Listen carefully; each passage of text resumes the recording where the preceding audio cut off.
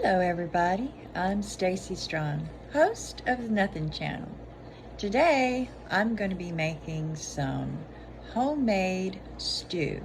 Now the meat that I'm going to be using is going to be deer meat that was harvested from some of the deer that was hunted this year. Between Charles and his friend Donnie, we have a deep freeze or two full of meat, so we need to come up with some good recipes to enjoy this lovely meat that nature has provided for us. So I'm going to do a short little video to show you the different things that I'm going to be adding to my stew, so you can maybe enjoy some yourself if you are interested in trying it. Over here I've put my deer meat that's been cut into nice chunks, great for any stew. I've already put it to boil. You want to start cooking early enough in the day so by the time dinner time arrives it'll be nice and tender. I've of course already started seasoning it with a little bit of Tony's and some Mrs. Dash just to get started. Okay, so I started out, I've got my potatoes already peeled, and I like to put them in water. That keeps them from turning. And I'm gonna chunk these up into some big chunks so that I can add that to my stew. Okay, so now I got all my potatoes cut up into nice big chunks. You want them a good size whenever you're putting them in a stew, because the smaller the chunks, the more they'll fall apart. So you want to have them at least a good enough size to where they'll hold together and you don't have a bunch of mush in the bottom of your pot. Also, you want to cut your pieces to be uniform size. That way they all cook at the same amount. You don't want big pieces and little pieces and they're cooking at different times. Okay, now we're moving on to another vegetable that we're going to put in our stew, and that's carrots. I like to use fresh carrots. Now you can use canned, and as Mom suggested, you could also use baby carrots, but I like just the good old-fashioned fresh carrots, and I like lots of them, so I grabbed a big bag and a little bag. Now time to set to work. All right, here we go. I have all my carrots nice and cleaned and ready for chopping. And the good news is all these peelings will be greatly appreciated by my rabbits. They really love potato and carrot peelings, so this will go to feed all my rabbits.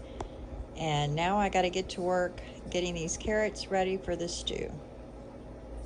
All right, I have all my carrots nicely chopped, and now to move on to the rest of the veggies. All right, now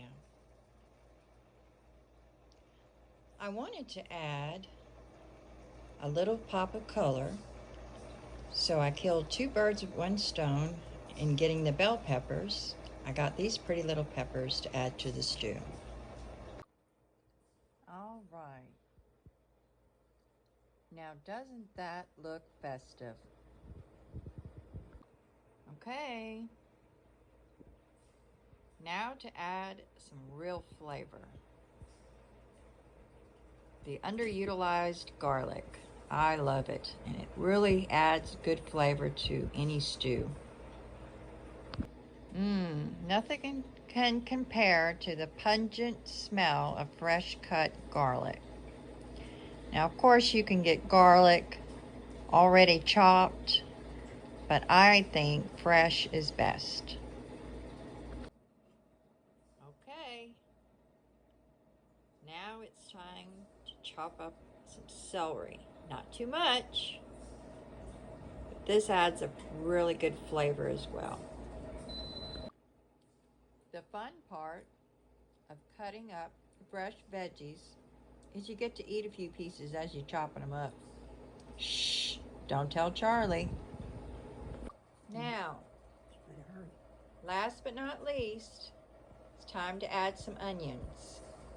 I just tested the deer meat, and it's I'm nice. get that shit cooked. I'm hungry. It's nice and tender. But I'm still hungry. I have a knife. And I'm fixing to add the onions to the meat along with starting adding the vegetables. You want to add the carrots first because they're going to take the longest to cook, then the potatoes, and then everything else. Alright, I've added the carrots, the celery, the onions, the garlic, and the bell pepper, and I'm going to bring it back to a nice rolling boil and soften up the carrots before I add the potatoes, and add the gravy mix to thicken it up. And we're more than likely going to have to add it to a bigger pot once we get the potatoes to add, but that's okay. More stew for the pot.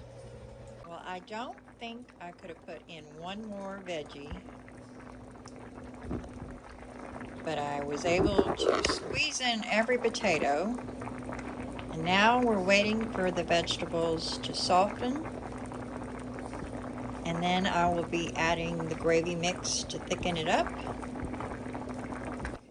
Okay, I've added my gravy mix, which was 2 packages of Pioneer brown gravy mix.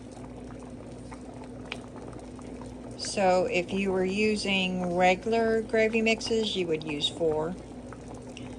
And now the stew is thickening up and the potatoes are softening up. And as you can see, they're still a really nice size along with the carrots.